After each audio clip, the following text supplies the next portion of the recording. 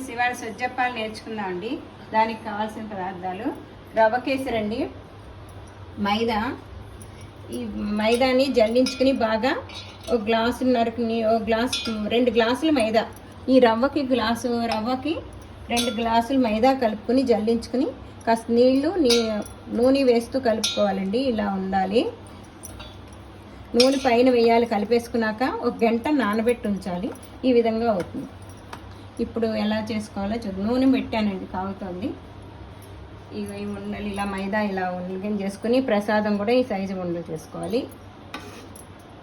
కొంచెం దీనికి నూనె రాసుకోవాలండి. ఇలా ప్లాస్టిక్ కవర్ పెట్టుకోవాలి. పాల కవర్ అయినా సరే, నూనె కవర్ అయినా సరే పెట్టుకోవాలి. ఇలా పల్లంగా ఉన్న ప్లేట్ పెట్టుకొని ఇలా ఒత్తుకోవాలి.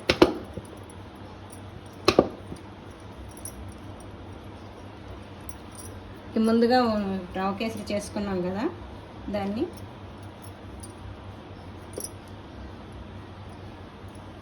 నేను అంతకుముందు ఛానల్లో రవ్వ కేసరి ఎలా ప్రసాదం తొలేకాసు కానీ చెప్పాను. అలా చేసుకోవచ్చు. 1 గ్లాసు రవ్వకి 2 గ్లాసులు నీళ్ళు పోయాలి.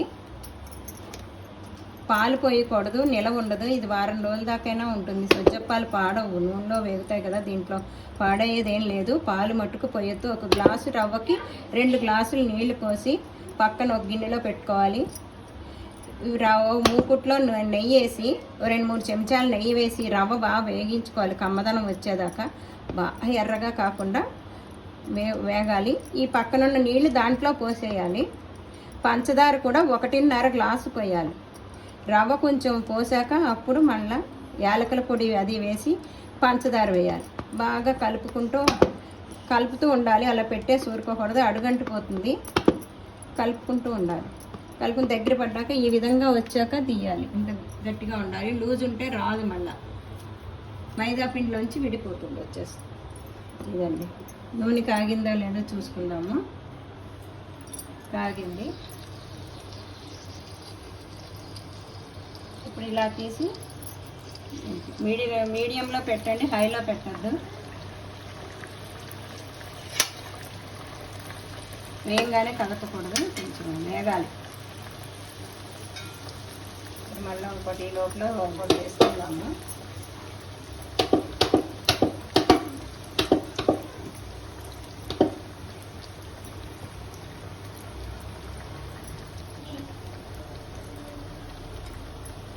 ఇలా మళ్ళీ తిరగేసుకోవాలండి.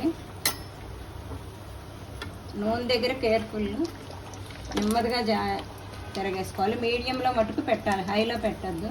లోపల ఉన్నది వేగదు.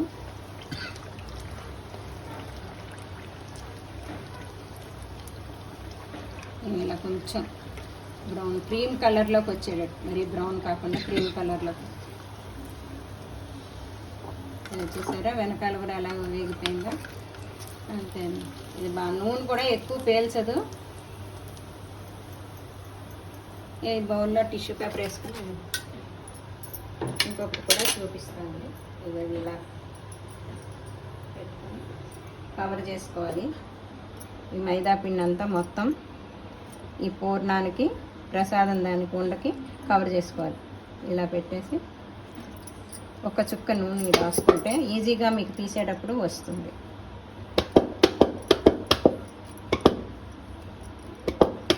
ఇలా నెమ్మదిగా అనుకుంటూ స్లోగా చేసుకోవాలండి. దబదబా చేస్తే చిరిగిపోతుంది. ఇలా అనుకుంటూ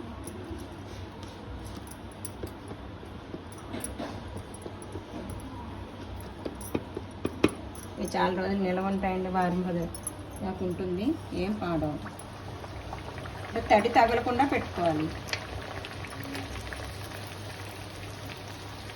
4 రోజులు చేసుకుంటాం కదా, వారం రోజులు. కానీ ఇది వరలక్ష్మి వ్రతం నాడు ఒక 9 రకాల్లో ఒక ప్రసాదం కింద కూడా చేసుకోవచ్చు, ఒక ఐటెం కింద.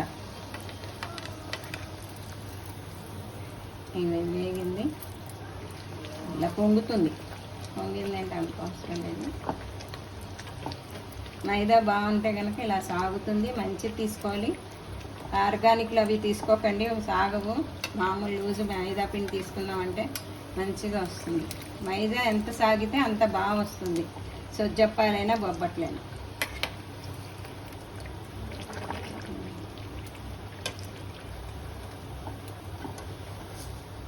దీన్ని ఇలా చేసుకుంటే ఉన్న నూనె మటుకు వచ్చేస్తుంది. ఇదేమో ఎక్కువ పేల్చదు నూనె మటుకు.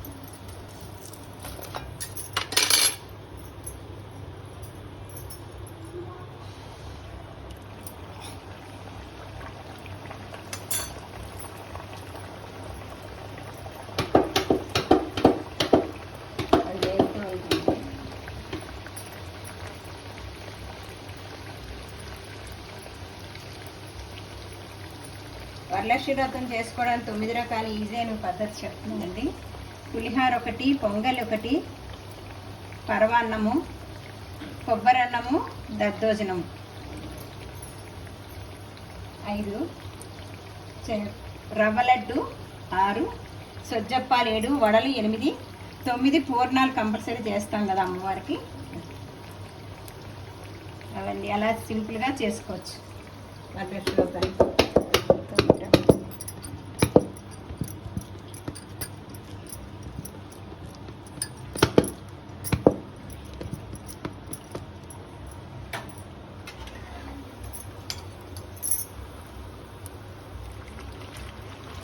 ఇలా తిరగేసుకొని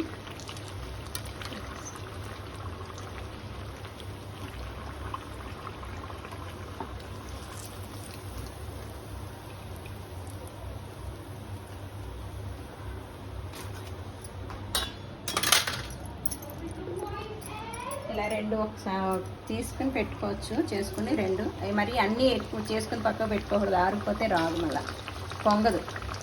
2, 3 చేసుకొని పెట్టుకోవచ్చు. అన్నీ ఒకేసారి చేసుకుని పెట్టుకుంటే పొంగదు, ఆరిపోతుంది, పొంగుతుంది.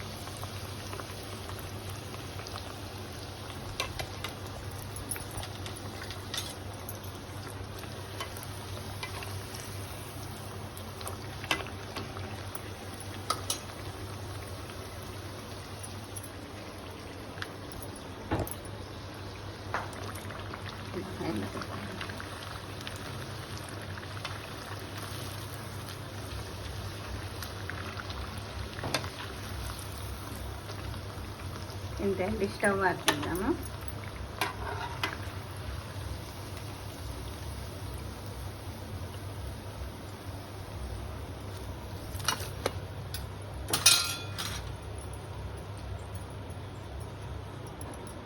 ఇదిగోండి సజ్జప్పాలు, ఇట్లా వేసుకోవచ్చు, బాగుంటుంది. సజ్జప్పాలండి చాలా బాగుంటాయి. లైక్ చేయండి, షేర్ చేయండి, సబ్స్క్రైబ్ చేయండి. Thank you.